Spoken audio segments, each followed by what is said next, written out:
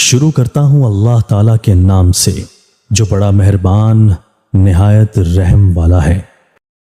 حضرت عبادہ ابن صامت سے روایت ہے، رسول اللہ صلی اللہ علیہ وآلہ وسلم نے فرمایا کہ 5 نمازیں اللہ تعالیٰ نے فرض کی، جو ان کا وضو اچھی طرح کرے اور انہیں صحیح وقت پر ادا کرے اور ان کا رکوع و خشوع پورا کرے، اس کے لیے اللہ کا وعدہ ہے کہ اسے بخش دے، اور جو ایسا نہ کرے تو اس کے لیے اللہ کا وعدہ نہیں، اگر چاہے تو بخشے اور اگر چاہے اسے عذاب دے۔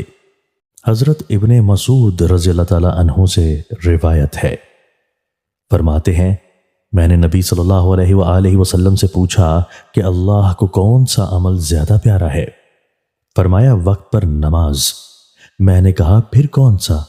فرمایا ماں باپ سے بھلائی۔ میں نے کہا پھر کون سا؟ فرمایا اللہ کی راہ میں جہاد۔ فرمایا مجھے حضور نے یہ باتیں بتائیں، اگر زیادہ پوچھتا تو زیادہ بتاتے۔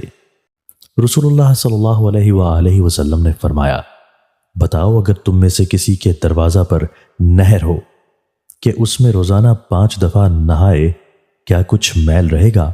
لوگوں نے عرض کیا کہ بالکل میل نہ رہے گا۔ فرمایا یہ 5 نمازوں کی مثال ہے کہ اللہ ان کی برکت سے گناہ مٹاتا ہے۔ تشریح: یہاں خطاؤں سے مراد صغیرہ گناہ ہے، کبیرہ گناہ اور حقوق العباد اس سے علیحدہ ہے کہ وہ نماز سے معاف نہیں ہوتے۔ خیال رہے کہ حضور انور صلی اللہ علیہ وآلہ وسلم نے نماز پنجگانہ کو نہر سے تشبیہ دی، نہ کہ کنویں سے، 2 وجہ سے۔ ایک یہ کہ کنویں میں اگر گھسا جائے تو اکثر اس کا پانی نہانے کے لائق نہیں رہتا، کیونکہ وہ پانی جاری نہیں، نہر کا پانی جاری ہے، ہر ایک کو ہر طرح پاک کر دیتا ہے، یوں ہی نماز ہر طرح پاک کر دیتی ہے۔ دوسرے یہ کہ کنویں کا پانی تکلف سے حاصل ہوتا ہے، رسی ڈول کی ضرورت پڑتی ہے، کمزور آدمی پانی کھینچ نہیں سکتا، مگر نہر کا پانی بے تکلف حاصل ہوتا ہے۔